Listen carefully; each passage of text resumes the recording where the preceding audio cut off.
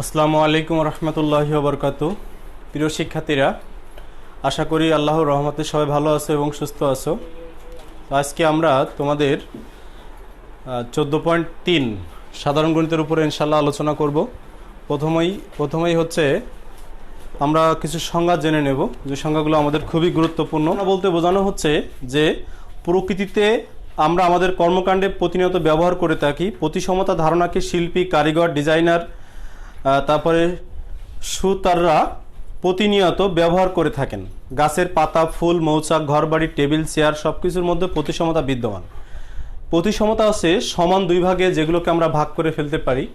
মানে প্রতি খণ্ডে সমান অংশ থাকে, এই জায়গা থেকে প্রতিসমতা মূলত আসছে।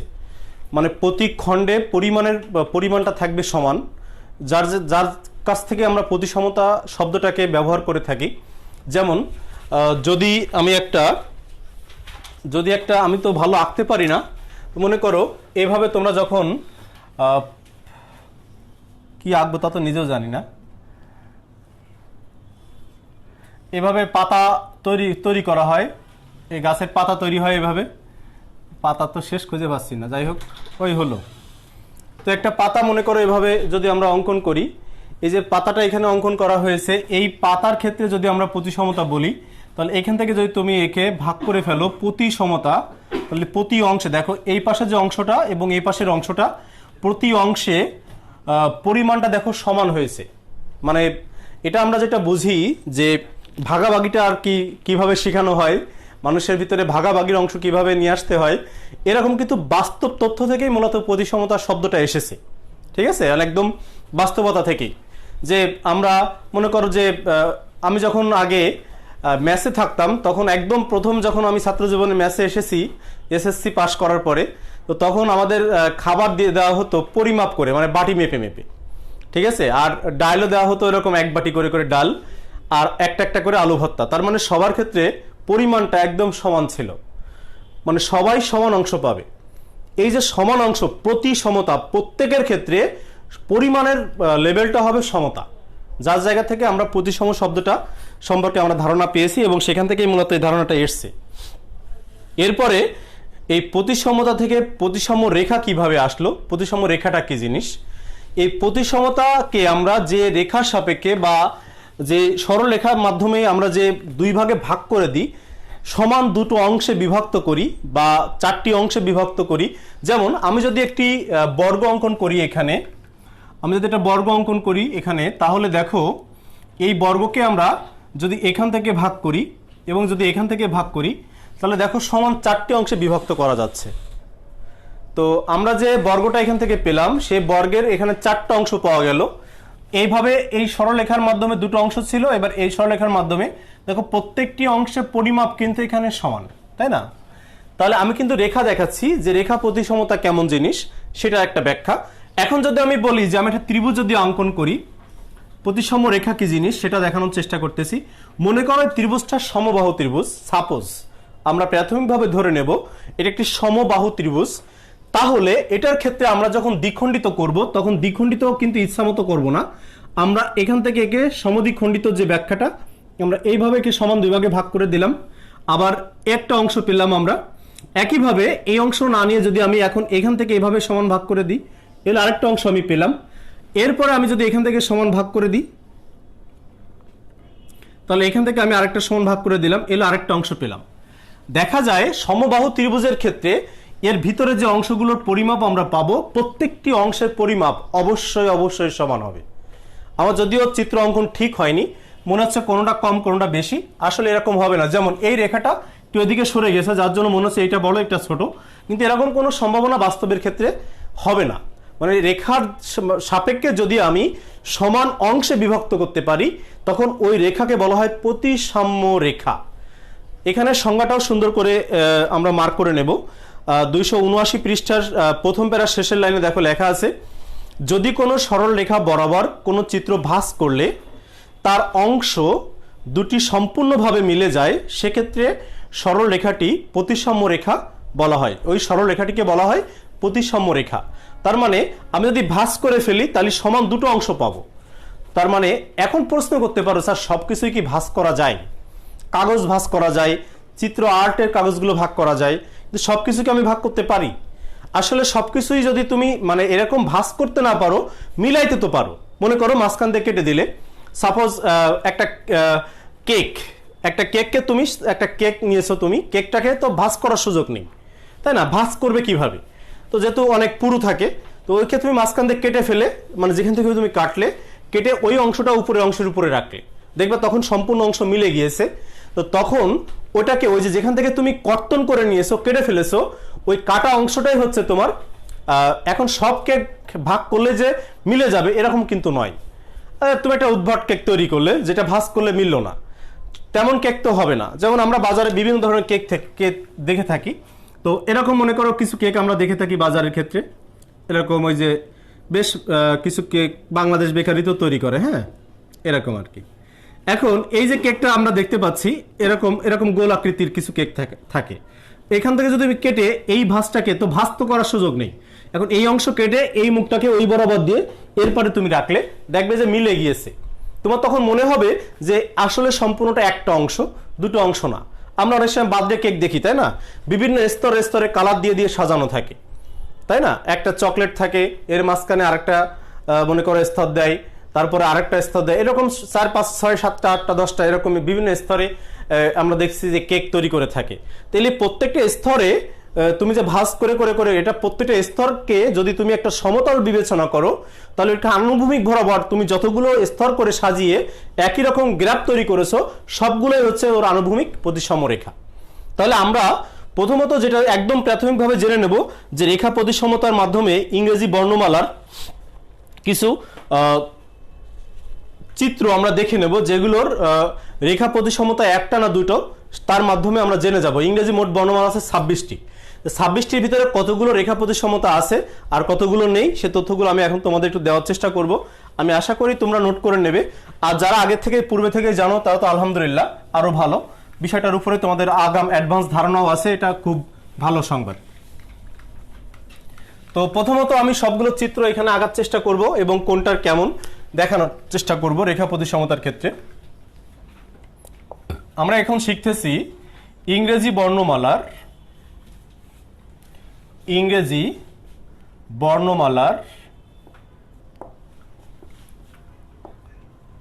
রেখা প্রতিসমতা। আমরা এখন যেটা শিখবো সেটা হচ্ছে ইংরেজি বর্ণমালার রেখা প্রতিসমতা, মানে রেখার মাধ্যমে তার প্রতিসমতা কতগুলো পাওয়া যায় এবং কোন কোন বর্ণমালার আছে, কোন কোন বর্ণমালার নেই।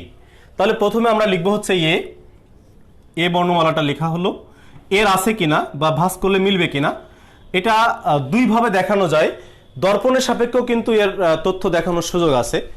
তোমরা যদি একটা এখানে নিয়ে, তা এখন যদি এখানে অ্যাঙ্গেল করে তোমরা বাড়িতে এটা পরীক্ষা করতে পারো। মনে করো এটাকে তুমি মাঝখান থেকে একটা মোবাইল ধরলে, এখন মোবাইলগুলো বেশ স্লটগুলো বেশ পাতলা, ধরে তুমি দেখবে যে এই দিকে তাকালে দেখা যাবে সম্পূর্ণ এর ভিতরে কমপ্লিটভাবে দেখা যাচ্ছে।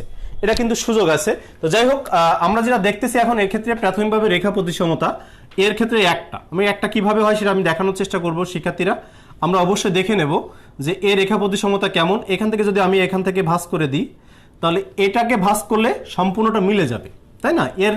এর কাগজের মাধ্যমে আমরা এটাকে একদম পাতলা করে তৈরি করতে পারি। এখন যদি বলো স্যার প্লাস্টিকের এর তো পাওয়া যায়, তখন এরকম প্রশ্ন আসতে পারে, তো প্লাস্টিকের এ পাওয়া গেলে সেক্ষেত্রে আমরা কি করতে পারি? তা প্লাস্টিকের রেখে তুমি মাঝখান দিয়ে কেটে ফেলে ভাঁজ করে দাও, মানে এটাকে আরেকটার উপর রেখে দাও, দেখবে এটা সম্পূর্ণ মিলে যাচ্ছে।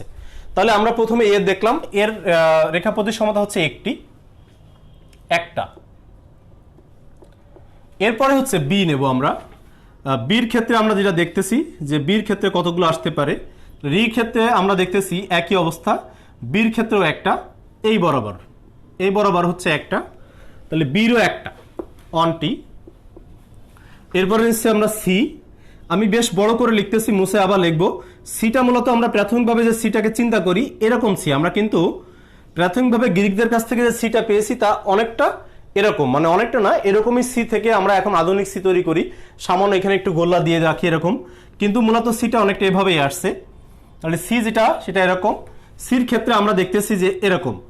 এখন এর ক্ষেত্রে যেটা হয়, নিচের অংশ এবং উপরের অংশ দেখো মিলে যায়। তুমি ভাঁজ করে দাও, দেখো হুবহু মিলে যাবে, কারণ এর এই গোলের অ্যাঙ্গেলটা অবশ্যই একই রকম হতে হবে। তাহলে এর ক্ষেত্রে আমরা দেখলাম একটা, তাহলে এ বি সি পেলাম। এখন ডির ক্ষেত্রে আমরা দেখতেছি কয়টা পাওয়া যায়। তো ডির ক্ষেত্রে দেখা যাচ্ছে সেখানেও একটা। এখন যদি মনে করো যে স্যার এইভাবে একটু কাটেন না, এভাবে কাটলে কিন্তু তুমি পাচ্ছ না। যেমন তোমার মনে চাচ্ছে সি কে একটু এইভাবে কেটে দেবো, তুমি যদি এইভাবে কাটো তাহলে দেখো কোনোভাবে সম্ভব না, কারণ এই অংশ এ পাশে কার সঙ্গে এসে মিলবে, এই অংশে এ পাশে কার সঙ্গে গিয়ে মিলাবে। এখন এর এখানে দেখো দুই ধরনের তথ্য আমি দেখানোর চেষ্টা করতেছি, একটা উলম্ব, একটা আনুভূমিক। আমাদের মনে আছে উলম্ব এবং আনুভূমিক কি? উলম্ব যেটা আমরা বলি সেটা হচ্ছে ওয়াই অক্ষ বরাবর যে রেখাগুলো আমরা পাই এটাকে বলা হয়েছে উলম্ব, আর যেগুলো আমি এখানে লিখেছি সবগুলো কিন্তু আনুভূমিক, তাই না? এক্স অক্ষ বরাবর যেটাকে আমরা চিন্তা করি, মানে ভূমি বরাবর, এর ক্ষেত্রে হচ্ছে একটি পেলাম আমরা। এরপরে এ বি সি ডি, ইর ক্ষেত্রে আমরা দেখতেছি ইর ক্ষেত্রে কয়টা, ইর ক্ষেত্রে একটা। তোমরা অনেকটা ধারণা পেয়ে গেছো, বুঝতেই পারতেছো যে কিভাবে স্যার মিল করানোর চেষ্টা করতেছে। আমি আশা করি মনে হয় এ ব্যাপারে তোমাদের ধারণা অনেকটাই ক্লিয়ার হয়ে গেছে অলরেডি। ইর ক্ষেত্রে আমরা পেলাম হচ্ছে একটি। এবার এফ এর ক্ষেত্রে ঘূর্ণন রেখা প্রতিসমতা এফ এর নেই, কিন্তু ঘূর্ণন প্রতিসমতা আছে। আমরা একটা ব্যাখ্যা জেনে রাখবো, আমি যেহেতু রেখা প্রতিসমতা দেখাচ্ছি এর ভিতরে ঘূর্ণনটা একটু তোমাদের মাথায় দিয়ে রাখি। ঘূর্ণনটা হচ্ছে অক্ষের সাপেক্ষে যখন ঘোরানো হবে ওই বর্ণটাকে ইংরেজি বর্ণমালা ওই ছকের উপরে রেখে, মানে আমরা যেটা হিসাব করি চতুর্ভাগ যেটাকে আমরা বলি, চতুর্ভাগের উপরে তুমি একটা কিনে নিয়ে যাবে প্রয়োজনে বাজার থেকে, কিনে নিয়ে তুমি চতুর্ভাগ এঁকে একটা একটা করে ঘোরানোর চেষ্টা করবে, এক পাক দেবে, দেখবে যে তুমি পরের চিত্রে আসবে, এক পাক দিয়ে পরের ঘরে আসবে, মানে পরে 90 ঘরে আসবে।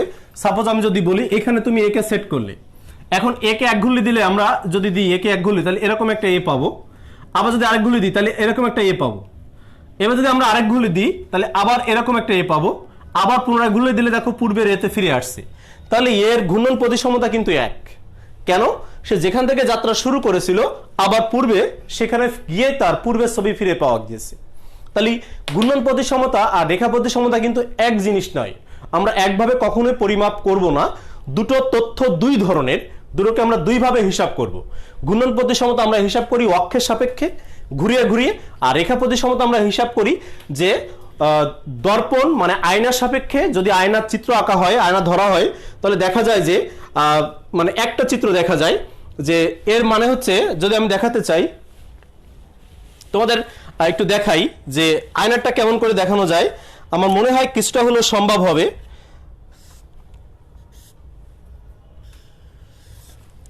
দেখো এখানে আমি একটা এ এঁকেছি, দেখতে পাচ্ছ তোমরা দর্পণের সাপেক্ষে কিভাবে দেখা যায়, আমি একটা এ এঁকেছি। এখন যদি লাইট বন্ধ করতে হবে, এখন আমি যদি এটাকে এভাবে সেট করি,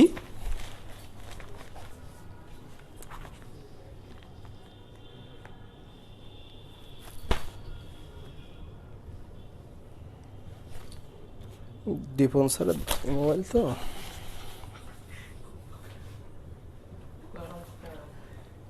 হ্যাঁ দেখো যদি এভাবে সেট করা হয়, এখন খাতার উপরে এটাকে যদি আমি এভাবে সেট করি, এটা এভাবে আছে। এখন যদি এখানে এরকম ধরা হয়, এরকম ধরলে ঠিক এভাবে যদি তুমি দর্পণটাকে ধরো তাহলে এই ছবির ভিতরে দেখবে সম্পূর্ণ একটা এ দেখা যাচ্ছে। তোমরা নিজেরা একটু করে দেখো, আমি তোমাদের ধারণা দেওয়ার চেষ্টা করলাম কিন্তু আসলে সম্ভব হয়ে উঠলো না। তবে এভাবে তোমরা চিত্র এঁকে একটা দর্পণ এভাবে ধরবে, পাতলা কাজ লম্বভাবে ধরবে, দেখবে যে এই ছবিতে সম্পূর্ণ এ দেখা যাচ্ছে, মানে তুমি দর্পণের দিকে তাকাবে দেখবে পূর্ণ এ ওর ভিতরে ছবিতে দেখা যাচ্ছে, মনে হবে যে এটা সম্পূর্ণভাবে এখানে সেট করা আছে, মানে ওই পাশে যে এর আরেকটা অংশ থেকে গেছে এটা তোমার মনেই হবে না, মিলে যাবে, হুবহু মনে হবে যে একটা ইয়ে তোমার এখানে আছে। তো যাই হোক শিক্ষার্থীরা, আমরা যেটা শিখতেছি সেটা একটু কন্টিনিউ করি। রেখা প্রতিসমতা দেখাচ্ছিলাম, রেখা প্রতিসমতার আমরা প্রাথমিকভাবে মাত্র কয়েকটি রেখা দেখেছি, আরো কতগুলো রেখা আমরা দেখতে পারি, সবগুলো দেখবো ইনশাল্লাহ। তাহলে ইর আছে, এফ এর ক্ষেত্রে আমরা দেখতেছি নেই, তাহলে এফ নেই, এটা হচ্ছে এফ। এফ এর ক্ষেত্রে আমি ভাঁজ করে কোথা থেকে মিলাবো, এজন্য এটার ক্ষেত্রে নেই, তাহলে ই এফ। এখন যদি আমরা জির ক্ষেত্রে আসি, তাহলে জির ক্ষেত্রেও আমরা যেটা দেখতে পাই যে জিকে অনেকটা এরকম করে দেওয়া হয়েছে। তো এরকম করে যখন জিটাকে আসছে তখন এই হ্যান্ডের জন্য মূলত যেটা উপরে আনা হয়েছে এই হ্যান্ডের জন্যই শুধুমাত্র জিকে ভাঁজ করলে আমরা খুঁজে পাই না, মানে মিলাইতে পারি না, যার জন্য আমরা ক্ষেত্রে দেখি যে জির ক্ষেত্রেও নাই। তাহলে A B C D E F G, H এর ক্ষেত্রে এখন একটা মজার ঘটনা দেখতে পাবো আমরা। তো এইচ এর ক্ষেত্রে দেখতে পাচ্ছি যে প্রথমত এইচ এভাবে, এইচ এখন এই বরাবর যদি তুমি ভাঁজ করো, এই বরাবর যদি ভাঁজ করো তাহলে একটা পাবে। আবার যদি এইচ কে তুমি এই বরাবরও ভাঁজ করো, লম্বালম্বি ভাবে ভাগ করো, এভাবে যদি ভাগ করো তাহলে একটা অংশ মিলাতে পারবে, মানে এখান থেকে ভাঁজ করে দিলে মিলে যাবে। আর এখানে যদি এই অংশ কেটে দাও তাহলে নিচের অংশ শেষে ছবি একটা ছবি দেখা যাবে, মনে হবে যেন একটাই অংশ এখানে আছে। তবে একটা মনে রাখবো যে এ কে আবার ফিরে পাবো এরকম যেন মনে না হয়। যেমন এখানে যদি আমি একে কেটে ফেলি তাহলে ওর সঙ্গে মিলে যাবে, তোমার মনে হতে পারে তাহলে মনে হয় এ আবার ফেরত পাওয়া যাবে না, এ ফেরত পাওয়া যাবে না। দর্পণের সাপেক্ষে যেগুলো সেইগুলো যদি মিলে যায় তখন দর্পণের সাপেক্ষে আর এটা কিন্তু এক জিনিস নয়। দর্পণ আর এই মানে বাস্তবে রেখা, সরল রেখা দুটো কিন্তু আবার এক নয়, আবার যেন এলোমেলো করে বসো না। তো যাই হোক, আমি রেখা দেখাচ্ছি, আগে রেখা নিয়ে আলোচনা করি। তাহলে এইচের ক্ষেত্রে আমরা পেলাম রেখা প্রতিসমতা হচ্ছে দুটি। এবার ই এইচ, এবার আই। আই শব্দটা আমি এখানে লিখলাম ছোট করে, আর এখানে দুই ভাবে লিখবো, একটু বড় করে লিখতেছি। এটা হচ্ছে আই, আমি একটু ব্লক করে দিলাম, মানে বোল্ড করে দিলাম আর কি, তোমাদের বোঝানোর সুবিধার্থে যেন আমি বুঝাইতে পারি। প্রথমত আছে আই হচ্ছে এরকম। তো এই যে আইটা দিলাম আমি, এই আইটাকে যদি আমি মাঝখান দিয়ে কেটে দিই, এইভাবেও যদি আমি কেটে ফেলি তাহলে আমি একটা পাচ্ছি। আবার এই আইটাকে যদি আমি একটু বড় করে দিয়েছি, তার কারণ হচ্ছে বোঝানোর জন্য, আবারও বললাম।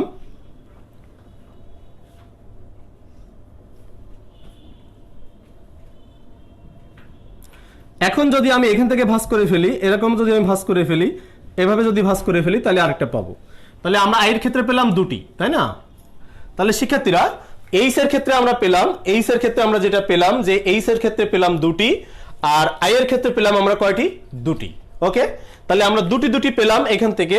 দুটি অলরেডি, দুটির ক্ষেত্রে প্রথম বর্ণমালা হচ্ছে এইচ এবং আই, এই দুটো পর পর পেয়ে গেলাম। এখন জে এর ক্ষেত্রে নেই, জের ক্ষেত্রে আমাদের দেখতেছি এর ক্ষেত্রে নেই। কে এর ক্ষেত্রে আবার একটা আছে, একটি মাত্র আছে কে, এটাকে আমরা সাধারণত এইভাবে লিখে থাকি। তাহলে এর ক্ষেত্রে আমরা যদি কে এর ক্ষেত্রে যদি আমরা দেখাতে চাই, এইভাবে যদি ভাঁজ করা হয় মাঝখান থেকে, তাহলে কে এর ক্ষেত্রে আমরা পেয়ে গেলাম একটি। তো আমরা অলরেডি কে পর্যন্ত পৌঁছানোর চেষ্টা করেছি। এরপরে আমরা পরবর্তী ধাপগুলোতে যাব, যে আরো বাকি যেগুলো আছে আমরা শেষ পর্যন্ত দেখার চেষ্টা করব যে কতগুলো পাওয়া যায়। তাহলে আমরা এর ভিতরে পেয়েছি, ক্রস পেয়েছি আমরা মাত্র তিনটা, এফ, জি এবং জে। এই তিনটার ক্ষেত্রে আমাদের ক্রস আসছে, মানে পাওয়া যায়নি। তাহলে বাকি আমরা সামনের দিকে যাব, বাকিগুলো কেমন হতে পারে।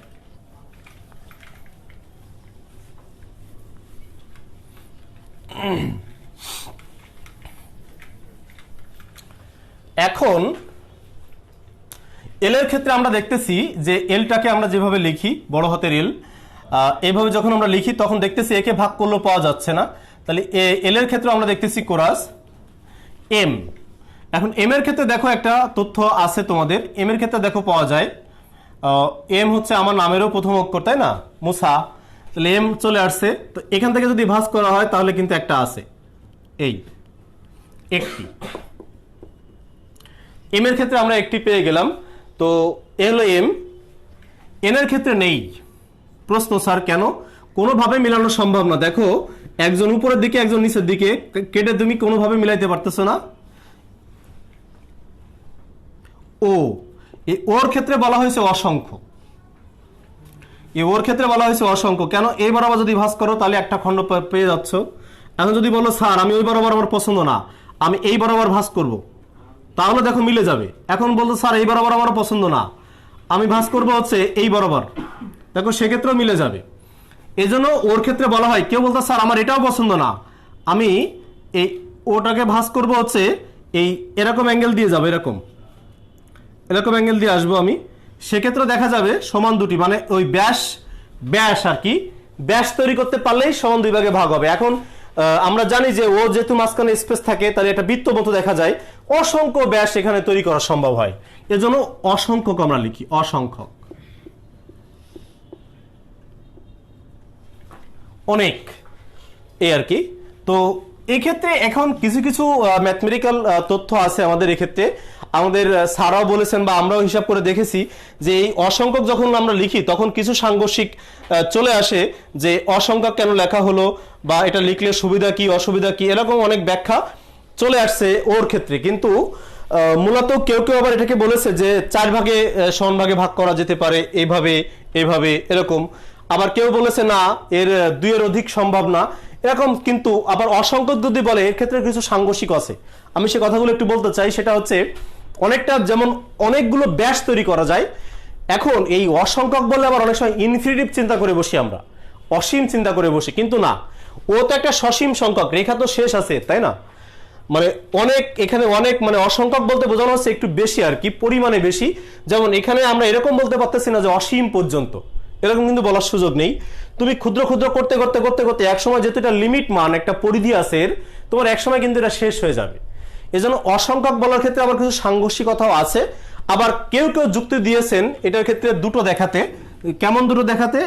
এই বরাবর চিন্তা করেছে, ওরা বলেছে এই বরাবর একটা, আর একটা বলেছে এই বরাবর একটা, সমান দুই অংশ।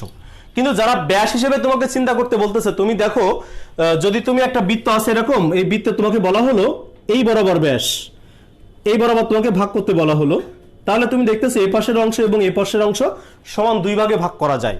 তাহলে যে কোনো অ্যাঙ্গেল থেকে তুমি এই রেখাগুলো টানলে সমান দুই ভাগে ভাগ করা যায়। তাহলে রেখা প্রতিসমতার ক্ষেত্রে বলা হয়েছে অসংখ্যক, এরকম ক্ষেত্রে যৌক্তিক দেখানো হয়েছে। আমি কিন্তু অনেকগুলো কথা সেরে দিয়েছি তোমাদের। কেউ কেউ বলেছে না শুধুমাত্র দুটো, যে একটা এক্স অক্ষ বরাবর একটা ওয়াই অক্ষ বরাবর, কারণ আমরা রেখা প্রতিসমতা এই হিসাব করেই করি। খেয়াল করো কিন্তু রেখা প্রতিসমতা আমরা এক্স অক্ষ এবং ওয়াই অক্ষ সাপেক্ষে করি, একটা আনুভূমিক একটা উলম্ব। সেই ক্ষেত্রে মাত্র দুটো পাওয়া যাবে, এই দুইটা, মাত্র দুটি হবে সেই ক্ষেত্রে, ব্যাখ্যায় দুইটা। কিন্তু যদি তুমি বলো যে রেখা প্রতিসমতার ক্ষেত্রে আমি এক্স অক্ষ এবং ওয়াই অক্ষ ছাড়া আমি মিলাইতে পারি কিনা, তাহলে এক্স অক্ষ এবং ওয়াই অক্ষ ছাড়া দেখো একে অনেকভাবে মিলানো সম্ভব হয়, সেই ক্ষেত্রে বলা হয়েছে অসংখ্য। এখন তোমাদের প্রশ্ন হতে পারে স্যার তাহলে আমরা কোনটা কাউন্ট করব? এর ক্ষেত্রে বেশি গ্রহণযোগ্যতা হচ্ছে রেখার ক্ষেত্রে দুটি, এটা গ্রহণযোগ্যতা সব থেকে বেশি, এটার একটু কম, কারণ আমরা এক্স অক্ষ এবং ওয়াই অক্ষকে শুধুমাত্র রেখা প্রতিসমতার ক্ষেত্রে হিসাবটা করে থাকি, মানে উলম্ব এবং আনুভূমিক এই দুটো। দেখো আমি এখানে আয়ের ক্ষেত্রে কিন্তু তাই দেখিয়েছিলাম যে একটা আনুভূমিক আর একটা হচ্ছে উলম্ব, এই ক্ষেত্রে আমি দুটো কথা বলতেছি। কিন্তু অসংখ্যকের যৌক্তিকতা কিন্তু যথেষ্ট স্পষ্ট করার সুযোগ আছে, তবে এটা গ্রহণযোগ্যতা একটু বেশি। তাহলে ওর ক্ষেত্রে গেল। এরপরে হচ্ছে পি ক্রস নেই, কিউ এর ক্ষেত্রে নেই, এই নিচে লেজু লেজু থাকার জন্য এর নেই, ঠিক আছে? তাহলে এইগুলো আমরা দেখতে পেলাম এ পাশে।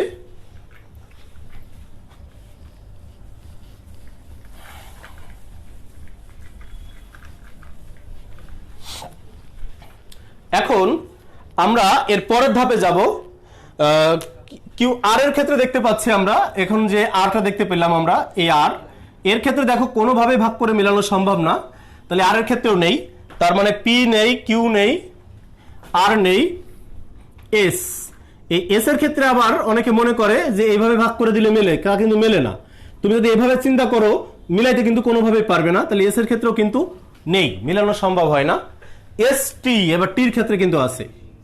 টির ক্ষেত্রে যখন তুমি যাবে এর ক্ষেত্রে কিন্তু আমরা দেখতে পাচ্ছি টির ক্ষেত্রে আছে। যখন টিটাকে তুমি এই বরাবর লিখবে তখন এই মাঝখান দিয়ে যদি তুমি ভাগ করে দাও, এভাবে যদি তুমি ভাগ করে দাও, টিটা ছিল কিন্তু এই পর্যন্ত, যদি ভাগ করে দাও এই বাজের অংশ এই বাজের সঙ্গে সঙ্গে হুবহু মিলে যাবে, এজন্য আমরা বলি একটি। ইউর ক্ষেত্রে বলা হয়েছে একটি, একটি। ভির ক্ষেত্রে বলা হয়েছে একটি।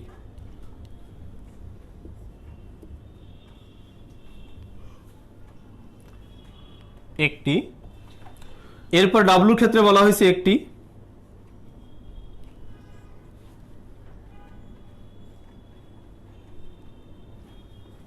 এর ক্ষেত্রেও একটি। এক্স, এই এক্স এর ক্ষেত্রে বলা হয়েছে দুইটি। এই বরাবর ভাঁজ করলে দেখো চিত্র মিলে যায়, পার্ট করলে। আবার যদি তুমি এই বরাবরও ভাঁজ করো, তাকে আনুভূমিক বরাবরও ভাঁজ করো, তাহলে মিলে যায়। তো এই ক্ষেত্রে রেখা প্রতিসমতা বলা হয়েছে দুটি, তাহলে দুটি। ওয়াই ক্ষেত্রে বলা হয়েছে একটি,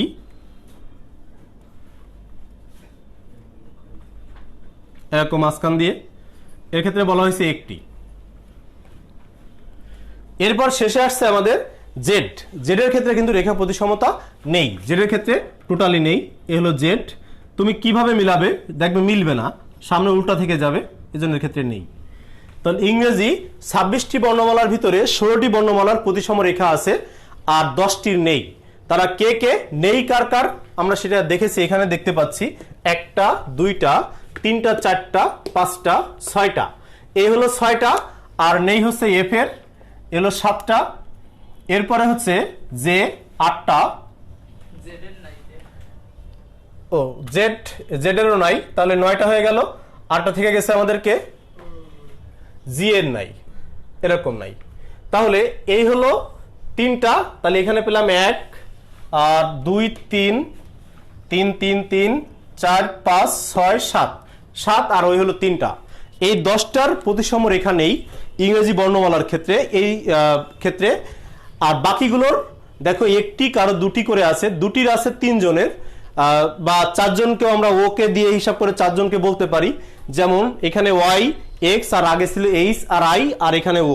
তাহলে দুটি করে আছে কার, যদি এরকম প্রশ্ন আসে যে ইংরেজি কোন কোন বর্ণমালার দুটি করে প্রতিসাম্য রেখা বিদ্যমান, আমি আবারও বলি, প্রতিসাম্য রেখা আমরা সাধারণত এক্স অক্ষ এবং ওয়াই অক্ষ বরাবর চিন্তা করি, মানে আনুভূমিক এবং উল্লম্ব রেখা বরাবর, যার জন্য ওর ক্ষেত্রে দুটো বলা হয়। যদি আনুভূমিক এবং উল্লম্ব হিসাব না করে যদি স্বাধীনভাবে উন্মুক্ত করে দেওয়া হয়, তাহলে ওর ক্ষেত্রে অসংখ্য ধরা হয়।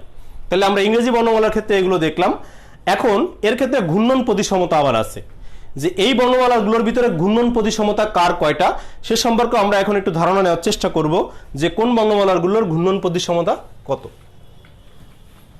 তবে একটা মজার ব্যাপার হচ্ছে, ইংরেজি যে বর্ণমালাগুলো আমরা দেখতে পাই তার ভিতরে 26টি বর্ণমালার কমপক্ষে একটি ঘূর্ণন প্রতিসমতা আছে। কেন? সে যেখান থেকে শুরু করেছিল আবার যখন তার কাছে ফিরে যায় তখন কিন্তু একটা ঘূর্ণন প্রতিসমতা তৈরি হয়ে যায়, মানে যা ছিল সে পূর্বের চিত্রের কাছে সে আবার ফিরে যায় ওই 4 পাক খাওয়ার ফলে। তো তখন আমরা দেখতে পাই যে তার কমপক্ষে একটি ঘূর্ণন প্রতিসমতা এক্ষেত্রে বিদ্যমান থাকে। বুঝতে পারছো?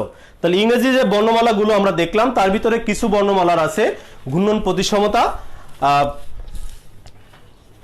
1-এর অধিক আছে, আর কারো কারো ক্ষেত্রে আবার টোটালি নেই, এরকম কিছু বর্ণমালাও কিন্তু আছে। আমি তোমাদের ক্যাপিটাল লেটার দেখালাম, স্মল লেটারের ক্ষেত্রে এরকম প্রতিসম রেখা এবং ঘূর্ণন প্রতিসমতাও আছে, এগুলো আমরা দেখব।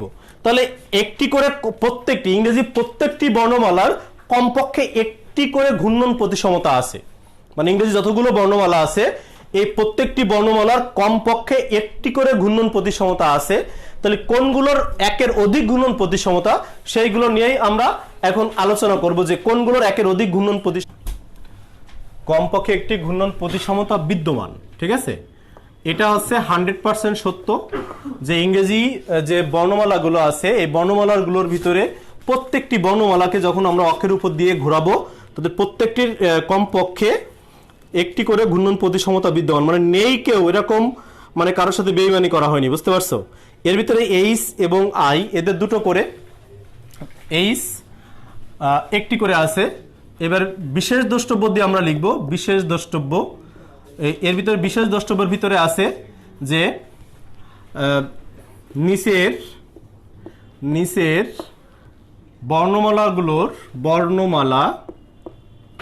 বর্ণমালাগুলোর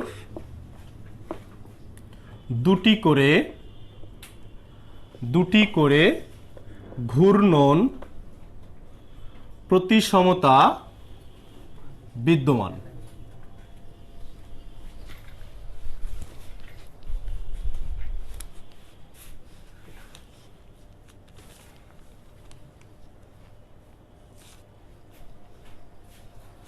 তো তারা হচ্ছে এইচ এবং আই। এইচ এই লোকের হচ্ছে 2টা, তারপরে আই তোমাদেরকে দেখানো হয়েছিল একটু আগে, এই আইরও 2টা আছে। এরকম যে বর্ণমালাগুলো দুটো দুটো করে আছে সেগুলো আমরা অবশ্যই নোট করে নেব, যে কাদের কাদের দুটো দুটো করে আছে। এনেরও 2টা আছে। দেখো এনের কিন্তু আবার ওই জায়গায় নেই, আবার এই জায়গায় কিন্তু এনের আছে, মানে 2বার এনকে পাওয়া যায় খুঁজে, ও পেলাম আমরা। এরকম যেগুলো অবশ্যই আমরা সবাই নোট করে নেব, এর তোমাদের বেশ কাজে লাগবে ইনশাল্লাহ। এস কিন্তু ওই ক্ষেত্রে ছিল না প্রতিসমতার ক্ষেত্রে, এই ক্ষেত্রে কিন্তু এস এর আছে 2টা। এরপরে হচ্ছে আমরা দেখতেছি এক্স এবং জেড, এরপরে আছে এক্স এরও 2টা, আর জেড, এই জেডকেও 2বার ফিরে পাওয়া যায় অক্ষের সাপেক্ষে ঘোরানো হলে। তাহলে আমরা পেলাম 1 2 3 4 5 6 7, এই 7টি বর্ণমালার, এই 7টি বর্ণমালার ঘূর্ণন প্রতিসমতা দুটি করে ঘূর্ণন প্রতিসমতা বিদ্যমান আছে এই 7টি বর্ণমালার। তারা হচ্ছে আরেকবার রিভিশন দিব আমরা এইচ, এরপরে হচ্ছে আই, এরপরে হচ্ছে আমাদের এন, ও, এরপরে এস এবং তারপরে এক্স আছে, আর শেষে হচ্ছে জেড। এইগুলোর হচ্ছে আমরা যেগুলো দেখলাম এদের প্রত্যেকটির দুটি করে ঘূর্ণন প্রতিসমতা আছে। যখন তুমি এই অক্ষের সাপেক্ষে এদেরকে ঘোরাবে, এইচকে যদি এখন এখানে সেট করো তাহলে ঘোরালে প্রথমে এইভাবে এইচটা হবে, পরে আবার এইচ দেখো এইভাবে হয়ে যাচ্ছে, আবার এইচকে ঘোরালে আবার এইচ ফিরে পাবে। তার মানে এই একই রকম এইচকে দেখতে তুমি কয়বার ফিরে পেয়েছো? প্রথম ঘরে পেয়েছো, আর তুমি পেয়েছো তৃতীয় ঘরে পেয়েছো, তাই না? এইচকে তুমি দুইবার পেয়েছো, এইচ গেল। এবার আইকে যদি তুমি একইভাবে ঘোরাতে থাকো তাহলে প্রথমে এখানে আই ছিল, এরকম ভাবে আইটা ছিল তোমার, তাহলে এই প্রথম ছবি তুমি ওকে ঘোরালে পরে তুমি পেয়ে যাচ্ছ আইকে এভাবে, তুমি কিন্তু ফিরে পাওনি। আবার যখন একে ঘোরাচ্ছ তখন তুমি আবার একে এভাবে পেয়ে যাচ্ছ এখানে এসে, এরপরে আবার আই দেখো এভাবে হয়ে যাচ্ছে। আমি আজকে শুধু ইংরেজি বর্ণমালা নিয়েই তোমাদের সাথে আলোচনা করব। আগামী ক্লাসে আমি তোমাদের 2 থেকে 3টা ক্লাস নিব এই বেসিকগুলোর উপরে, যেন কোনো ধরনের কোনো চিন্তা আমাদের ভবিষ্যতে মানে স্যারের উপরেই আস্থা রেখে যেন আমি আর নতুন কিছু শেখানো লাগে, ইনশাআল্লাহ সেরকম যেন একটা বেস তৈরি করতে পারি আমরা। এই জন্য পরপর 2-3টা ক্লাস আমরা এটার উপরেই করব। আজকে আমি লিমিট সময় ক্লাস নিব, এরপরে শিখবো আমরা এন। তো এখন যদি আমরা এনকে ঘুরাই এর সাপেক্ষে অক্ষের উপর দিয়ে, তাহলে এনকে এক পাক দিলে আমরা এরকম একটা এন পাবো, সেখান থেকে ঘুরাইলে আবার তখন এরকম এন পূর্বের না এন ফিরে পাবো, আবার এনকে দিলে আবার এরকম একটা এন আমরা এখান থেকে খুঁজে পাবো, এরকম একটা এন পাবো। তো শিক্ষার্থীরা আবার ঘুরাইলে দেখো এই এনটার এই মুখ খোলা মুখ আবার উপরে চলে যাচ্ছে। তাহলে এন এর ক্ষেত্রে আমরা দেখলাম দুটো, ওর ক্ষেত্রে তোমরা জানো, এস এর ক্ষেত্রে একইভাবে এক্স জেড। আমার মনে হয় তোমরা বুঝতে পারতেছো যে এরকম অক্ষের সাপেক্ষে যখন আমরা ঘোরানোর চেষ্টা করি তাহলে প্রতি ক্ষেত্রে এর দুটি ছবি আমরা কোন কোন চতুর্ভাগে খুঁজে পাই, সেইগুলোই হচ্ছে আমাদের ঘূর্ণন প্রতিসমতা। তাহলে ঘূর্ণন প্রতিসমতা আমরা একটু দেখার চেষ্টা করলাম যে ঘূর্ণন প্রতি জন্য কোনোভাবে মিস না করি। তাহলে এই অধ্যায়ের যে এমসিকিউগুলো আমাদের বোর্ড পরীক্ষাতে আসে অধিকাংশগুলো আমরা এইগুলোই আসে, ইংরেজি বর্ণমালাগুলো আমি বেশি এসএসসি পরীক্ষাতে দেখেছি। এরপরে কিছু আসে ত্রিভুজ সামান্তরিক এইগুলো নিয়ে, তো সেগুলো নিয়ে ইনশাআল্লাহ কথা বলবো। বিভিন্ন চিত্র এঁকে দেওয়া থাকে, এই চিত্রগুলোর সাপেক্ষে কিভাবে বের করতে হয় সেটা ইনশাআল্লাহ আমরা আগামী ক্লাসে শিখবো। তো সেক্ষেত্রে আরো অনেক বেসিক আমরা পেয়ে যাব, যে সুষম বহুভুজের ক্ষেত্রে আমাদের কোণের কিছু ধারণা এই ক্ষেত্রে আমাদের জানা লাগবে, আমরা সেটা একটু হালকা জেনে নেব। যে কোনো সুষম বহুভুজের মোট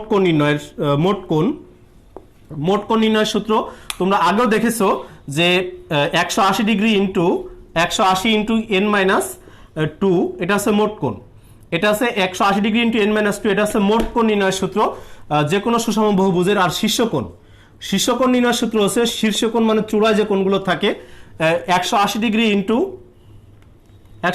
ইন্টু n মাইনাস 2 বাই হচ্ছে কত n, এটা হচ্ছে শীর্ষকোণ। সাপোজ আমি যদি একটু বলি তোমাদেরকে যে আমি একটা এখানে তোমাদের একটা কি ভুজ আঁকবো, একই কোনো একটা ভুজ দেখি আঁকা যায় কিনা। তো সাপোজ আমি একটা ভুজ এখানে বহুভুজ আঁকার চেষ্টা করতেছি, শিক্ষার্থীরা খেয়াল করবো আমরা। তো বহুভুজের ক্ষেত্রে প্রধান বৈশিষ্ট্য যেগুলো হয় সবগুলো সমান হয়, আমার যদিও সমান হয়নি তারপরে দেখি এখানে কয়টা হয়েছে, 1 2 3 4 5 6 7 8, অষ্টভুজ। এটা যদি সুষম অষ্টভুজ হয় এইগুলোকে বলা হয় শীর্ষের কোণ। আমরা অনেকে বুঝি না যে শীর্ষকোণ কোণগুলো, এইগুলোকে বলা হয় শীর্ষকোণ। এই যে একটা শীর্ষকোণ, এইগুলোকে আমরা বলে থাকি শীর্ষকোণ। আমি একটা চিত্র রেখে আমি সবগুলো মুছে ফেলতেছি, এগুলোকে আমরা বলি সুষম বহুভুজের ক্ষেত্রে শীর্ষকোণ। ঠিক আছে, তাহলে শীর্ষকোণ আমরা বেসিকটা জেনে গেলাম যে শীর্ষকোণ নির্ণয়ের সূত্র হচ্ছে সুষম বহুভুজের ক্ষেত্রে 180 into n minus 2 by n।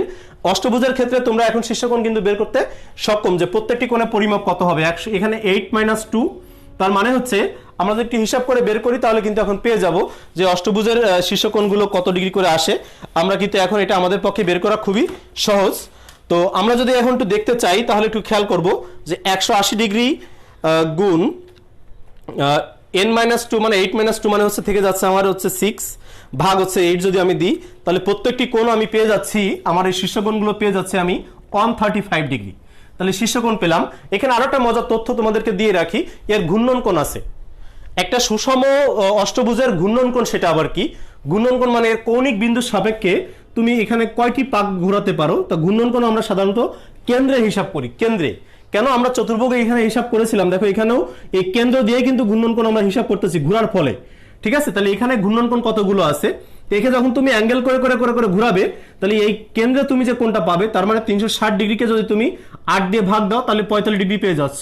তাহলে এর ঘূর্ণন কোণ হচ্ছে 45 ডিগ্রি। তাহলে সুষম অষ্টভুজের ঘূর্ণন কোণ 45 ডিগ্রি। এখন যদি তোমাকে বলা হয় সুষম সবথেকে ছোট সুষম বহুভুজের নাম কি, সবথেকে ছোট সুষম বহুভুজের নাম হচ্ছে সমবাহু ত্রিভুজ।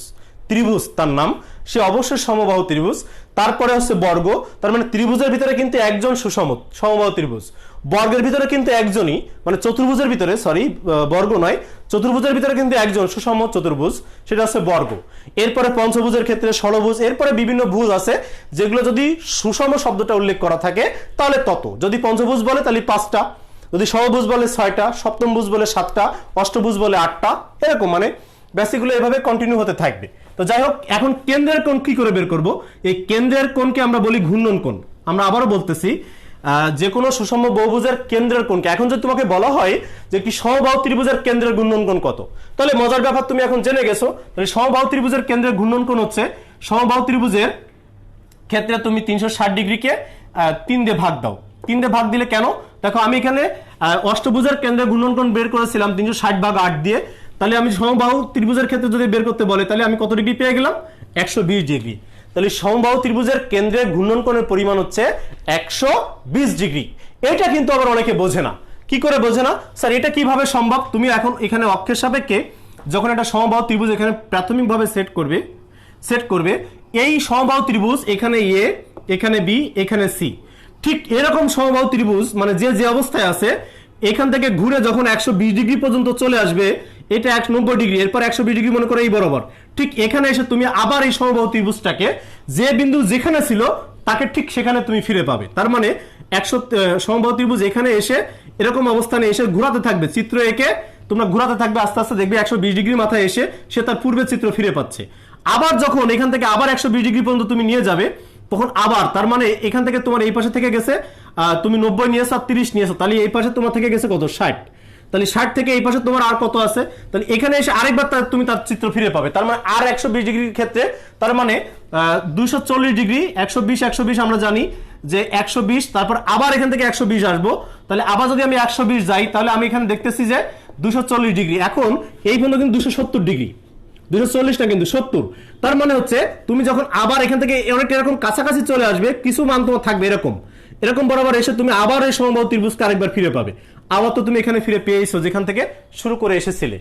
এই হলো মূল বেসিক গুলো। তার মানে হচ্ছে ব্যাখ্যাটা অনেকটা তোমার চিন্তা শক্তিকে বৃদ্ধি করে করে করতে হবে। যেমন তুমি যদি এখন বলো যে অষ্টভুজের ঘূর্ণন কোণ কত আর তোমার প্রতিসম কোণ কত ডিগ্রি, তাহলে এর ক্ষেত্রে তোমার যে কোণটা আসবে, তোমার ঘূর্ণন কোণ কত ডিগ্রি, এই যে 45 ডিগ্রি কি করে পেলাম?